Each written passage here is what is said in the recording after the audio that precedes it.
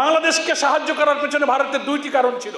বাংলাদেশের এই ভালোবাসার জায়গা থেকে কিন্তু ভারত আমাদের মুক্তিযুদ্ধে সাহায্য করেনি, কখনোই বাংলাদেশের সাথে বিশ্বস্ত বন্ধুত্বের পরিচয় দেয় নাই। আর যাদের সাহায্যে আমরা মুক্তিযুদ্ধে স্বাধীনতা অর্জন করেছি বলে আধিপত্যবাদী শক্তির একটি সেবাদাসেরা জাতির কাছে গর্বিত হতে চায়, তাদের কাছে আমাদের একটা প্রশ্ন,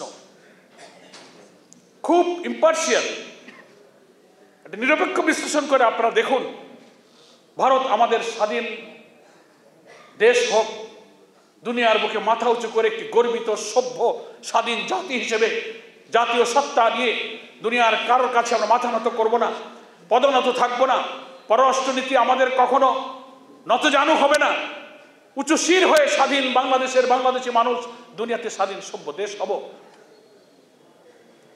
বাংলাদেশের এই ভালোবাসার জায়গা থেকে কিন্তু ভারত আমাদের মুক্তিযুদ্ধে সাহায্য করেনি। বাংলাদেশকে সাহায্য করার পেছনে ভারতের দুইটি কারণ ছিল। ইতিহাস বিশ্লেষকদেরকে আমি বিশ্লেষণ করতে বলবো। একটা কারণ ছিল এই 1965 সালে পাকিস্তানি সেনাদের কাছে ভারত যে পরাজিত হয়েছিল, পাকিস্তান নামক রাষ্ট্রের কাছে ভারতীয় সৈন্যদের এই নির্মম পরাজয়ের প্রতিশোধ দেওয়ার জন্য বাংলাদেশের মুক্তিযোদ্ধাদের এই স্বাধীনতা দিতে সুযোগকে ভারত গ্রহণ করেছিল। তারা মনে করেছিল পাকিস্তানি বঞ্চনা বৈষম্যের বিরুদ্ধে বাংলার মানুষ জেগে উঠেছে, বীর মুক্তিযোদ্ধারা অস্ত্র হাতে নিয়ে যুদ্ধ করেছে, বীর বাঙালি অস্ত্র ধরো, বাংলাদেশ স্বাধীন করো। ভারত তখন এই চিন্তা করলো, this is the proper time. 65 সালে পাকিস্তানের কাছে আমরা পরাজিত হয়েছি, এখন এখানে আমাদের ঢুকতে হবে এবং এই পাকিস্তানি বাহিনীকে পরাজিত করে ওই 65 পরাজয়ের গ্লানির প্রতিশোধ নিতে হবে।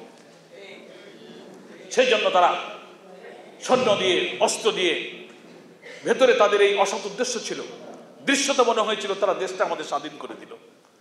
এটা ছিল একটা উদ্দেশ্য। 65-তে তাদের পরাজয়ের প্রতিশোধ নেওয়ার জন্য পাকিস্তানি সেনাদের পরাজয় করার মধ্য দিয়ে তাদের এই প্রতিশোধ নেওয়া ছিল একটা অন্যতম উদ্দেশ্য। সেটা তারা করেছে। হতে পারে দুনিয়ার যুদ্ধনীতিতে এক দেশের সেনাবাহিনী আর এক দেশের সেনাবাহিনীর জয় পরাজয়ের একটা আলাদা কন্টিনিউশন মেনটেন করে কোনো না কোনো সময় মতো তারা অবস্থা বুঝে তার প্রতিশোধ নেবার সামরিক নীতি অনেক সময় তারা গ্রহণ করে থাকে। এটা তাদের নীতি, আমাদের তো কোনো স্বার্থ নেই। আপনি আপনার পরাজয়ের প্রতিশোধ নিয়েছেন। দ্বিতীয় মহান আরেকটা তাদের উদ্দেশ্য ছিল, এটা ভারতের আরেকটা স্বার্থ সেখানে ছিল। চতুর্দিক থেকে ঘেরা ভারতের সীমান্ত, মাঝখানে তাদের পেটের মধ্যে ছোট্ট মানচিত্রে একটি বাংলাদেশ। কি বলেন, ঠিক কিনা? সারা দুনিয়ার মুসলিম দেশগুলো থেকে যোগাযোগ বিচ্ছিন্ন, চারিদিকে সীমান্তে আধিপত্যবাদী একটি শক্তি, দক্ষিণ দিকে বঙ্গোপসাগর। তারা মনে করেছিল এই মুক্তিযুদ্ধ বাঙালি যে জেগেছে, এই যুদ্ধকে কাজে লাগিয়ে যদি এই দেশে একটু সাহায্য করি, দেশটাকে আমি পাকিস্তানিদের হাত থেকে আলাদা করে দিতে পারি, তাহলে আমার দেশের অর্থনীতি, রাজনীতি, শিল্প, কল কারখানা, সংস্কৃতি সমস্ত কিছু তাদের উপরে চাপিয়ে দিয়ে আমার একটি করদ রাজ্য, একটা ব্যবসার বাণিজ্য কেন্দ্রে দেশটাকে আমি ব্যবহার করতে পারি। সেই জন্য তারা এখানে কিন্তু সাহায্য করেছিল। দুনিয়ার বুকে বাংলাদেশের মানুষ মাথা উঁচু করে দাঁড়াবে, আমাদের একটি স্বাধীন সত্তা, স্বাধীন নীতি নিয়ে আমরা আমাদের এই জাতির চেতনাকে উচ্চকিত করব, এটা তাদের উদ্দেশ্য ছিল না। তাই যদি হতো, আমি আজকে দেশবাসীর কাছে প্রশ্ন রাখি, স্বাধীনতা 53 বছরে